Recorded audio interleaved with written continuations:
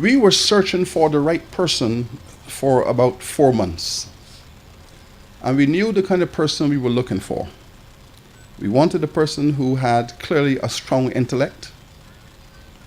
We wanted a person who, unlike myself and many other cricketers, we don't go around boasting about how many hundreds we have scored. Because, you know, each time I score 100, I tell the whole world. Right?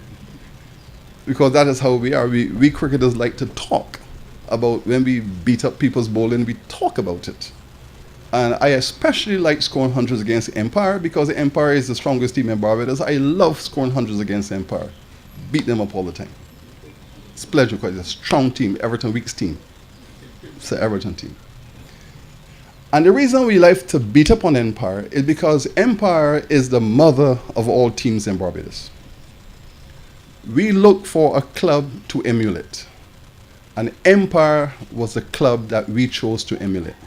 It has produced more first-class cricketers, more brilliant cricketers than any other club in the world. I can think of no club in the world that has produced as many brilliant cricketers as the Empire Cricket Club. And as far as I'm concerned, it's the greatest cricket club in the world. And so we looked at Empire as our parent club, and we said, if one day we can be like them and we can beat them, then we would have achieved. And we have then had rivalry. And it's not sibling rivalry, because we're not siblings. Empire is the mother of all clubs. This is a son who is telling his father to make room. Make room because you have a son in the house, and give your son space. So that is how we see our relation to Empire. They are the father club, we are the young son, and we are flexing our muscles against them. So we had Empire as our model club. We had Frank as our thinker. And we brought Floyd as our leader.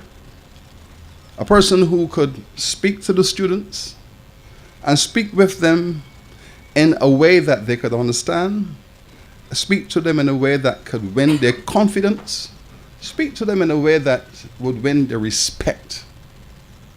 It has been a phenomenal experience to observe. As you all know, Floyd is very firm, very disciplinarian, but he's a soft-spoken man. He's a perfect teacher. I have been teaching for 35 years. I know what a teacher is. He is the perfect teacher.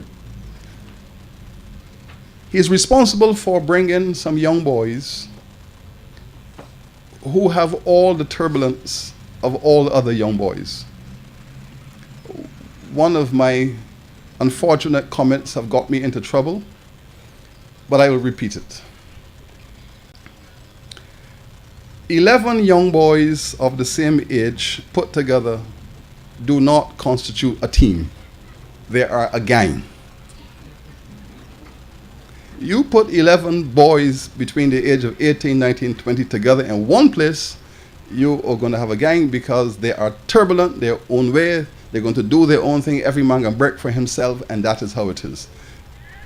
The Frank World model was find a thinker, a leader, a soft-spoken person who can get respect, put him in that mix, and then you have a team. And that was the model that Frank gave us. Wes Hall speaks about that when Frank led a team of young men, all brilliant young men, and got the best out of them. And that was the beginning of modern West Indies cricket. Frank did that. We asked Floyd to do for this university what Frank had done for the West Indies team. And he did it. The young boys respected him. They celebrated him. He led from the front, he led from the back. Sometimes I remember some conversations where the youngsters in the team would say, well, you know, why don't Floyd retire? Old man must come out to the side. Let the young boys play cricket, man. Floyd, come out the side. Then the score is 44 for 6. And then, boy, Floyd, boy, you have to save us, you know. You have to save us. And Floyd will go out there and score 100 and show them how to do it. Okay. Scored 100. The score is now 250 for the same 5. Floyd is 100, and show the youngsters how to do it. And the youngsters learn how to do it by watching and by observing. The KFL campus cricket team owes a great deal, therefore, to the Barbados Cricket Association.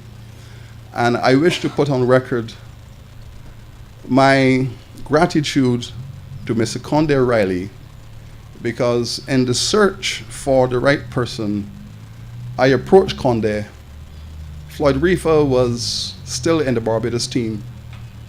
I approached Conde and I said, well, you know, Floyd has reached the end, in my view, of his journey in Barbados cricket. Can we not have him to begin a new journey? Do not allow Floyd Reifer to be retired. He is the right man. And Conde said, I will speak to Floyd. I agree with you, Floyd is the best man to take up your project. And after that conversation, I approached Floyd, and Floyd came on board. Conde, I thank you for your insight.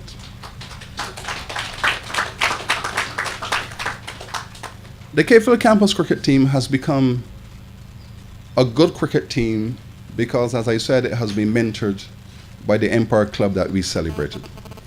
We asked Sir Everton to be the patron of this club. And he is our patron for obvious reasons. This is the 3Ws Oval. This is the 3Ws Oval. This is his place. Over the years, we have taken young boys from all walks of life, mostly, like myself, working class boys who just want to play good cricket. Working class boys. There are no privileged boys up here. There's no privilege. KFL is not a place of privilege. The vast majority of our students are students from working class families. Young boys from working class families who could be on the streets, who could be on the block, but they choose to get an education.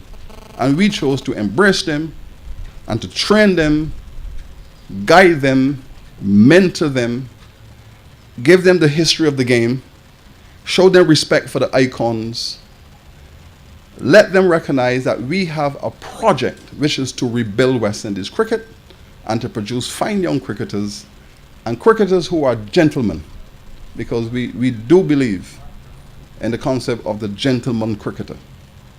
And my boys know that I have not seen, just once in 5 years, dissent on the field.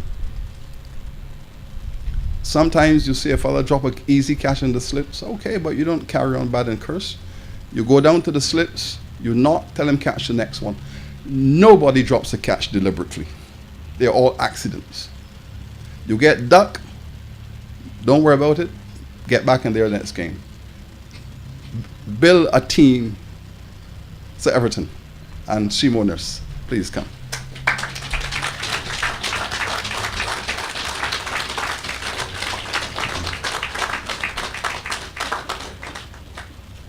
Sir Everton, please, sir.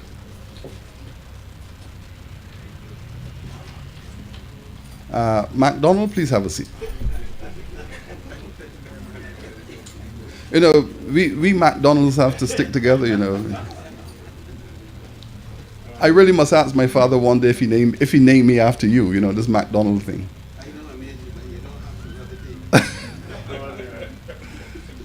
Okay.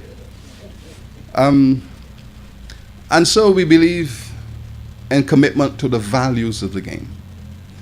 I will say to you that maybe on a one-to-one, on a player-by-player basis, I believe that Empire might be, on a paper basis, a better team. But the reason why KFL wins, in my judgment, is because they play more as a team. And that value is important. I believe that what separates the KFL team from many of the other teams, contrary to what has been said by the media and elsewhere, it's not privileges. It's not privilege, because let me tell you, in the old days when Pickwick played at Kensington Oval, and the great Pickwick Club had Kensington as their home ground, and I was a Maple man then, we country boys on small cricket grounds used to love to go down to Kensington and beat Pickwick at their Kensington Oval. And I don't recall anybody saying that Pickwick is a privileged club because they have Kensington. We used to go down there and beat them at Kensington. Pickwick was never a big force in modern cricket. Not a big force, but they had the biggest facility. So it's not about facilities. It's not about facilities.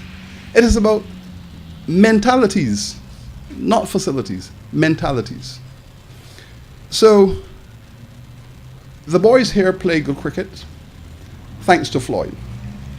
The discipline, the training, and the results have come. They are now a leading force in Barbados cricket. I wish to say two things about that. This has created a fair amount of public discord in Barbados. In the cricket fraternity, there is a raging conversation about the future of the university's team. Some people have said remove them from the cricket. Some have said change the rules, bring them down.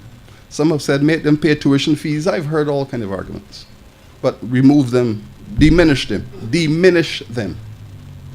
There are two ways to look at that. One is to say the society doesn't seem, the cricket fraternity doesn't seem to respect the excellence of the past and the excellence of the present. And I said a few days ago that what seemed to have taken over the cricket fraternity in our country is a tea party. We're hearing tea party type conversations. Shut them down, remove them, kick them out, blah, blah, all the tea party stuff.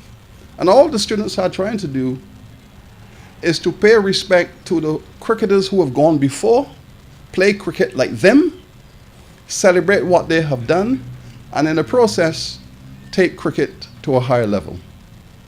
The university seeks to add value, and at the moment, we are the subject of very critical discourse about strategies to diminish what these young boys have achieved. Some of you would have heard that we have just been removed from the West Indies Cricket Board's Super 50 League as the CCC. If you ask yourself, if the universities of the Caribbean and the colleges of the Caribbean produce cricketers to play together, and in the 5 years that they have been playing in the regional competition, they have got to the final twice in 5 years. We were in the final of the Super 50 last year at Kensington. We lost in the final to the Windwards. We lost in the final to Jamaica. But in 5 years, the students have got to the finals twice and semifinals.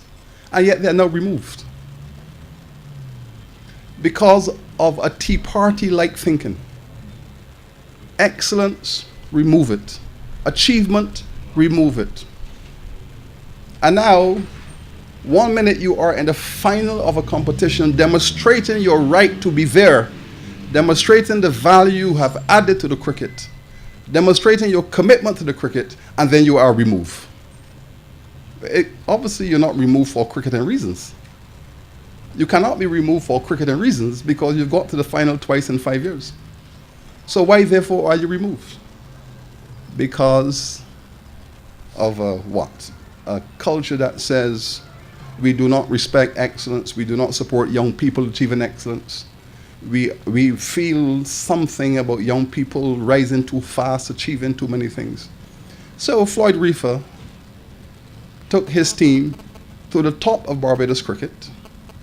He took his team to the top of West Indies cricket. And in both locations, in Barbados cricket and in West Indies cricket, what he has done is a problem to everyone. And that is a very important lesson for who we are as a people, how we see our future, and what we want. In England, in Australia, in India, and many other places, the project of young students playing cricket, achieving excellence, would be celebrated by the media. You could not find enough space in the newspaper to celebrate what students have done and what Floyd Reifer has done. But the media does not say it that way. the media finds a million little nitpicking ways in which to diminish the achievements of young boys. And I want to warn them, what you are doing is wrong. It is wrong. Not because I'm the principal here. You are wrong because you are doing damage to young boys who are trying to do their best. So, Mike King, all of you, what you have said and done, and the culture of negativity you have built around the university project, you are wrong. Now, we wish, however, to respect what Floyd has done. A university can achieve excellence in many ways. Its professors can get awards. Its administrators can get awards. Its students can get awards. But when its cricket team achieves excellence at the national and regional level, the architect of that, the mind that enabled that to happen, the phenomenal achievement of that success has to be respected. And so we thought the best way in which to do that on our 50th year at KPhil, here at the 3Ws Oval, in the presence of Sir Everton, in the presence of Sir Frank and Sir Clyde, to attach Floyd Reifer's name to this bliss.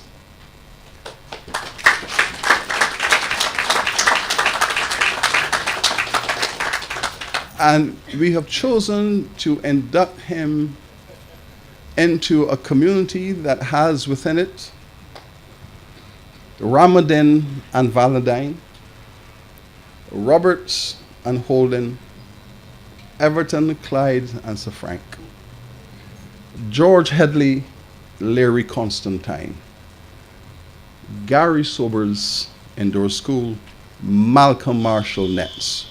He will now join that distinguished fraternity because he have earned it, he has demonstrated it, and I hope that he can sustain it. I know that some team somewhere in the world is going to come and grab him and take him from here. And I'm giving him warning. I am not signing any release. He will have to resign. I am not signing any document from any club in England, Australia, anywhere. I am not signing it. He will have to resign, and when he resigns, he will have to pay the university the cost and damages of his resignation. I am not, Everton, I am not signing anything. Right? Because when you have achieved excellence, you have to sustain it, and sustain it forever. So, ladies and gentlemen, I apologize to you for unburdening my soul upon you this evening. But, I have listened, and, I do not like unfairness. I do not like when young people are unfair.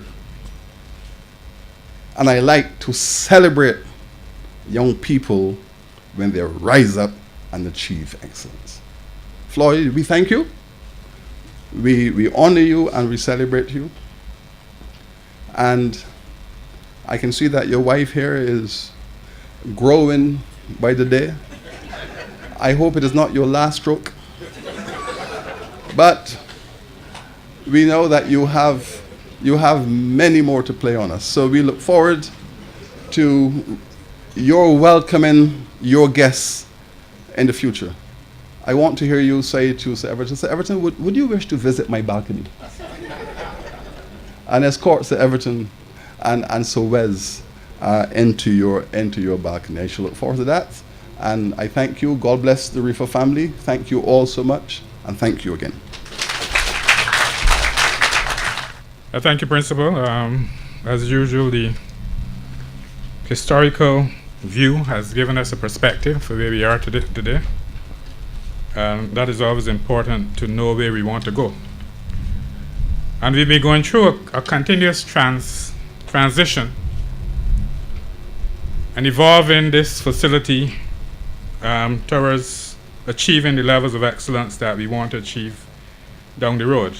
We've reached a stage where we continue to strive to do better at what we do as a university. We started with the sports department and we've evolved into the Academy of Sports because we recognized we wanted to uplift and generally create an environment in which sports, they not only deal with the everyday aspects of playing the sport, but seeking to professionalize the whole process.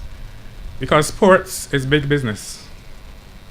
I think the Caribbean, we see sports as making sport sometimes. I don't recognize that international sports generates billions of dollars every day. I think if we can mold our young people into good sports people, and excellent sports people, they have the capacity to earn millions of dollars out there in the world. We just had the CPL here, where we saw this sort of response from our people to good cricket. We have a difficulty sometimes attracting them to test cricket these days. But when you have good cricket, people are prepared to pay money to see it. And therefore, if we can continue to build our talent through these facilities, I'm sure Floyd will continue to do his work. We can achieve a level of quality in our product in the Caribbean, which can be grabbed by the rest of the world. We have the Gales out there. We have the other players who are contracted by those IPLs and whatever. We want to have more of them out there because it earns foreign exchange for this country as well. And I think we forget the aspect of it that we can earn millions of dollars in foreign exchange when our players go off and play in these international arenas. I said we have evolved into the Academy of Sports, and we brought in a man called Horton Dolphin to help with the process of building that facility a couple of years ago. And he's been one of those persons who has been side by side and in hand with Floyd in helping to build this process for us. And I want to invite him to the podium for his remarks. Mr. Horton Dolphin, head of the Academy of Sports. I do not plan to unburden my soul this evening, except to say that my association with Floyd goes back several years, many years actually, because I first ran into young Reifer in 1991 when the regional under-19 competition was being played in Jamaica. And of course, they were all housed on the Mona campus. And it fell to my lot to be the overall house father for 6 teams. So Hillary has already described for us what happens when you get a group, that age group, when you put 11 of them together. The Barbados team of that year was no different. It certainly was not. Suffice it to say, they did win the competition. So I guess everything, all's well that ends well. But young Reifer struck me from way back then as someone with great leadership potential. As I said before, he skippered that winning team. And Sir Hilary made reference to the sort of person envisaged by Sir Frank in looking for someone to lead this gang of 11. Now, what perhaps Sir Hilary might have come to the conclusion about over a period of time, I came to a conclusion about that way back in 1991, because the way Floyd can handle these young fellas today has a lot to do with what he was like back then. And he has certainly grown in the right direction. I saw him go on to represent Barbados with distinction. My own view on his selection to the West Indies team was that he was a bit unfortunate to have been called a trifle late, I thought. Not as late as Seymour Nurse was, but a trifle late. But this didn't deter him, because he's always been a determined sort of young man. and he's always sought to give of his best. Reference was made to the role he played in keeping West Indies cricket on the map, because while it might not have been mentioned before, we could certainly have been in the parlous state that Zimbabwe found itself when they were literally booted out of test match status. But, you know, as Floyd grew and performed, and he had that terrible accident. I remember Sir Hilary inviting me up here, I think it was 2006, just before the UE team started playing in the first division. And I was actually speaking to Floyd for the first time in a long time. And it was over the veranda, that reception was that night, young Shirley Clark. But I saw a set of eager young men ready to grasp this opportunity. And I remember saying to Shirley Clark that, you know, you were the captain in 1996. Again, that competition was played in Jamaica. You were the captain. You all did well. You won again. Floyd was the captain 5 years before you. And for you to be here now with Floyd as the player coach, I expect a lot from both of you. And we all know what took place since, beginning with Shirley being our first CCC captain. Now, Reifer, the cricketer himself, you know, hitting 6 sixes in an uninterrupted 6-ball over, you will agree is a really remarkable feat. It has largely been the purview of left-handers. Sir Gary Sobers was the first to do it. We had Ravi Shastri. He crashed the party because he's a right-hand player, but we'll accept him because he did bowl orthodox left hand. Yuvraj Singh, and of course, Floyd Reifer. Floyd Reifer is a member of that illustrious band. And interestingly enough, he did it 36 years to the day that Gary hit his 6 sixes. So, you know, so many things have happened over the years that make us sit back and say, but, you know, this was ordained. I think Floyd realizes, or has realized over the years, that his is a special role.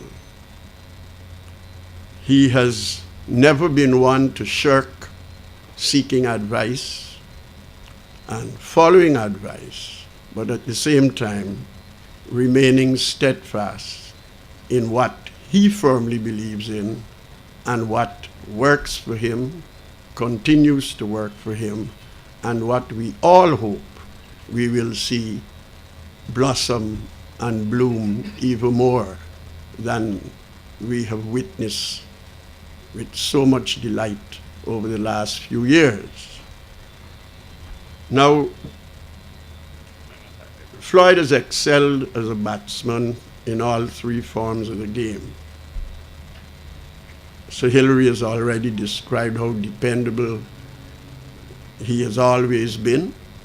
I think I saw Courtney Brown in the audience. Courtney, right? I know that if you speak with Courtney, he will tell you how they used to run the Barbados side when Courtney was captain. So I know that certainly for people like Courtney, what Floyd is achieving, has achieved and will continue to achieve, has not come as a surprise. But tonight, Floyd cannot afford to play one day in our 2020 cricket.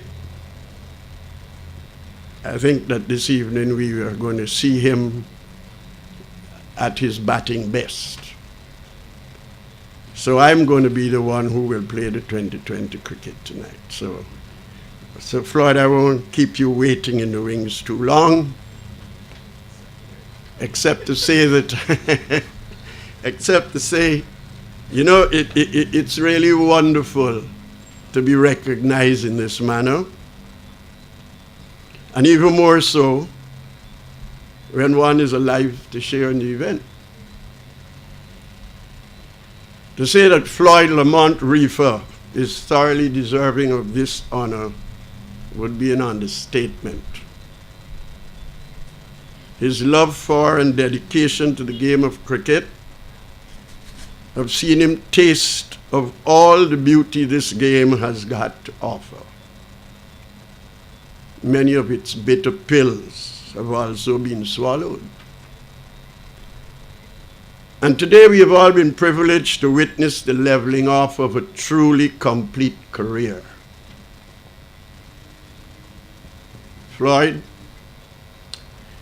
as you continue to lend your skills to cricket, primarily as coach and mentor, we all want to wish for you and yours continued success. And we eagerly look forward to sharing many more evenings with you on the Floyd Reifer balcony. Thank you.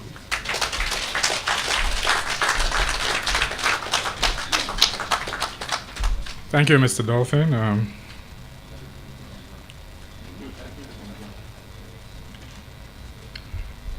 I was not privileged to see the three W's play. I'm a bit too young for that. I'm my degree beard principal. I would have seen some Gary Sobers and Canada. I didn't remember Canada playing at Kensington. I think that might have been the first test match I went to with my uncle in those early days. So I would have missed the exploits of the three W's, but I've heard of all the outstanding cricket that was played during your tenure. And therefore, I'm pleased to be in your company this afternoon.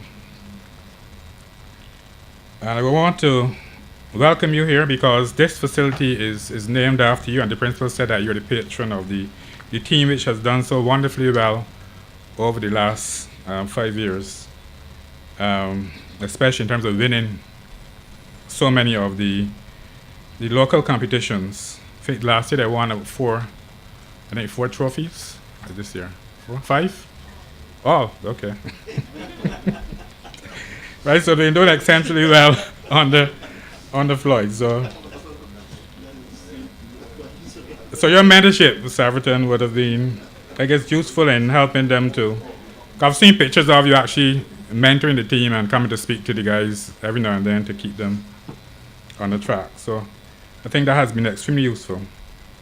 So I want to invite you now to come and give your remarks on this particular occasion in relation to Floyd's honor, and maybe hear some of those exploits where they might have missed in my early days. Saverton? Young Reifer. I should delete young. I've had dealings with him when he was very young. Little boy at Lodge School, I think it was.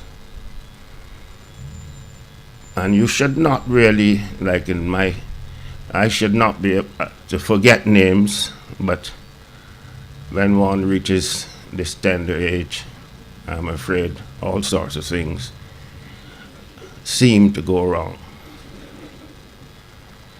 But the thing is, of course, you should use what you have, and whatever you want to do it properly. These young players are now not only in a position to get a proper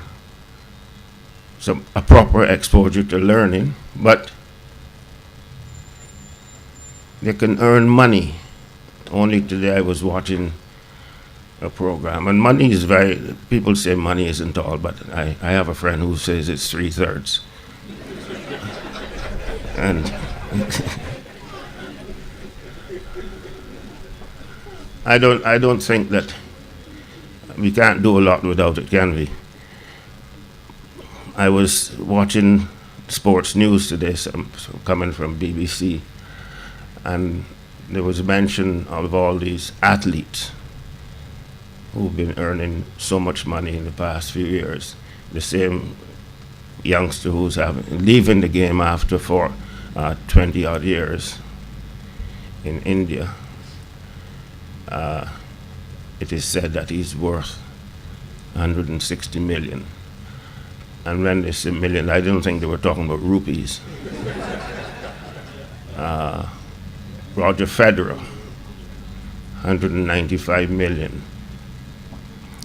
Tiger Woods, 535 million. But he would have had a lot more.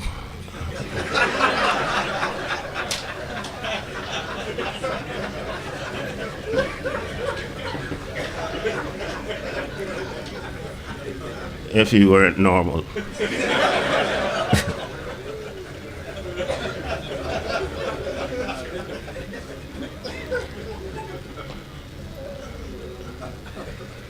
Reifer looks as though he's going to stay with us for a long time. And I can only wish he and his wife good health and continue to do what you're doing. The detractors will always be here. Sometimes should be ignored. But the professor was brave enough to even call names. And couple of weeks ago, the professor himself, something was written that his life was threatened and things like that. So you've got to be very careful with these reporters.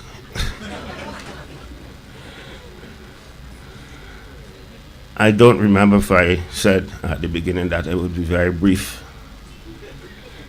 I can say it now. Floyd, good luck to you and your lady. Thank you very much.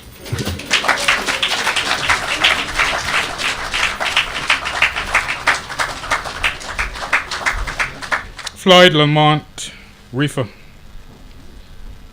born the 23rd of July 1972, is a Barbadian cricketer. He's a left-handed middle order batsman and a right-arm medium-pace bowler. Interesting, eh? Yeah. Reifer has played 6 tests and 8 one-day internationals for the West Indies cricket team. Spread over a home tour against Sri Lanka in 1997 and the 2009 edition of the ICC Champions Trophy. 10 years after playing his 4th test match, Reifer was recalled to play for the West Indies on the 9th of July 2009. He captained and on the strength team fielded by the West Indies against Bangladesh. The 15-man squad included 9 uncapped players and 7 West Indian players made a debut in the first test, which was played at Kingston St. Vincent. The first 11 had made themselves unavailable due to a pay dispute with the West Indies Cricket Board. Although the West Indies went on to lose the test series, as I mentioned earlier, I think they did a creditable performance. I don't think you lost any matches in 3 days. Like? Okay. So you would have done extremely well.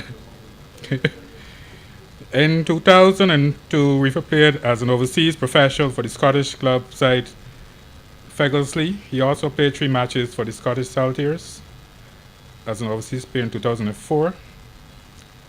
Of his 145 test class matches, 85 had been for Barbados, with whom he has won 6 Caribbean Club titles. He was appointed head coach of the newly formed cricket team called Combined Campuses and Colleges in 2009. And he's played there as a player come coach ever since. And because he's made an outstanding contribution, it is why we're here this afternoon. So I want to welcome Floyd Reifer to the podium. for his response to the remarks made this afternoon.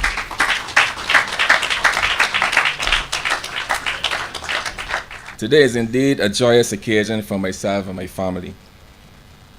To be granted this honor bestowed to me by the university is truly humbling.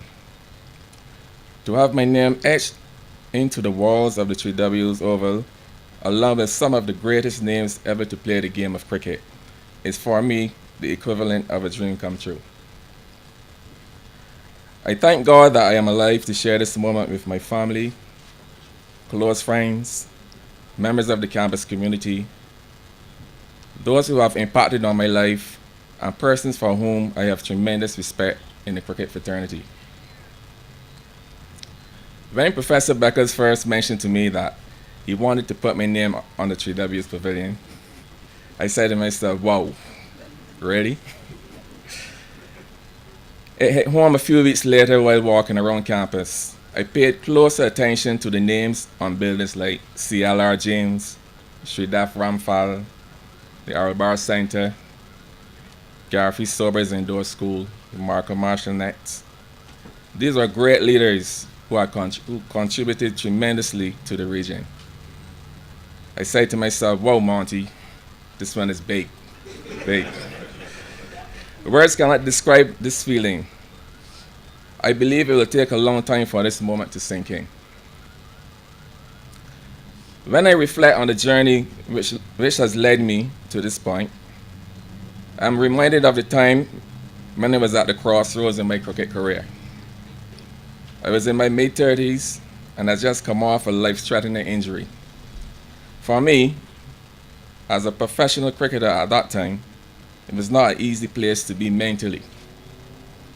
Thinking, in fact pondering, what the future held after cricket. Thankfully, it was at that point that I was approached by Professor Beckles to join the KFL family, to head up the cricket program as coach and player. We all know that Professor Beckles is a visionary, and at that stage he saw something in me where many did not. Professor, I wish to thank you for the opportunity given, the confidence bestowed, and the tremendous respect you have shown me. I see you as a mentor and feel blessed to have been afforded the opportunity to learn and grow under your guidance and direction.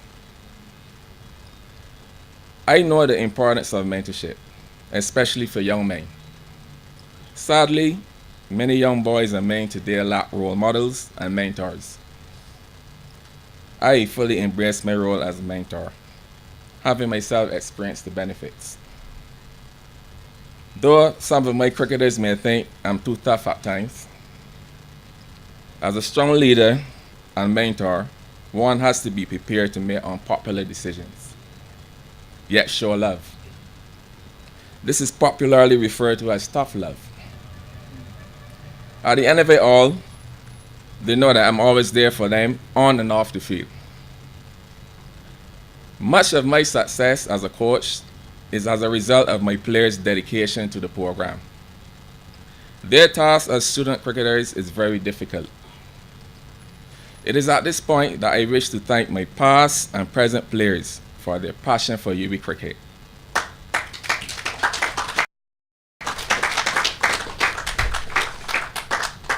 Which is evidenced by their commitment, discipline, and desire to do well. Looking to the future, there's a lot of work to be done.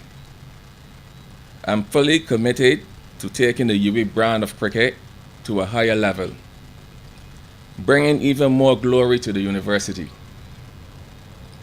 We will continue to develop regional cricketers from among the campuses and TLIs, taking combined campuses and colleges from a competitive team to a dominant force in regional cricket. We will continue to produce well-rounded cricketers from the university system to represent West Indies A and senior teams in fulfillment of the vision of the late Sir Frank Worrell. Again, I would like to thank the university for this great honor. Today is a beautiful day for me. Thank you.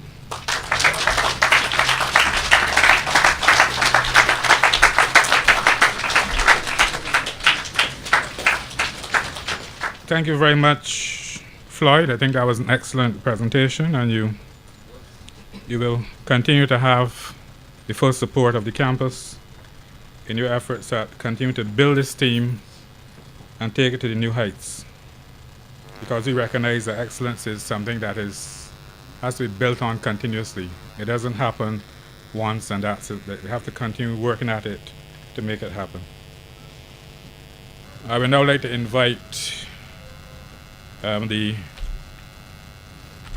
front row to come forward and do the unveiling of the signage.